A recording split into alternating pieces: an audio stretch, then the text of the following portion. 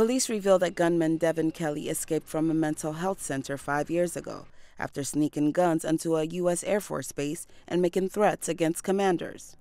It was around the same time that Kelly was court-martialed by the Air Force and later sentenced for assaulting his first wife and infant stepson.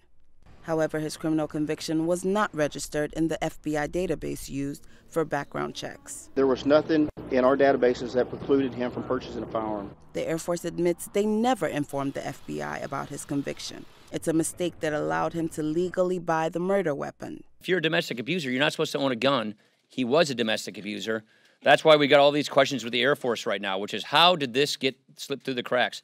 How is it that this person who was convicted of domestic abuse by the Air Force, how did he get through the system and get a gun? As investigators search for answers about Sunday's attack, many argue the focus should be on gun control. If there wasn't so much easy access to getting guns, and that this wouldn't be happening. You know, people are just able to get these guns more freely, and there should be more higher rules and regulations and laws against guns.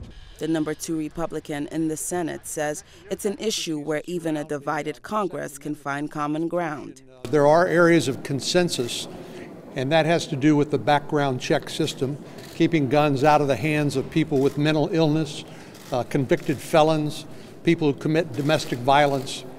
But tragically, we saw the system fail, and 26 people are now dead, 20 more wounded. As the Sutherland Springs community tries to cope with the loss of their friends and neighbors, the nation resumes its argument over gun control. Jesuseme Oni, VOA News, Washington.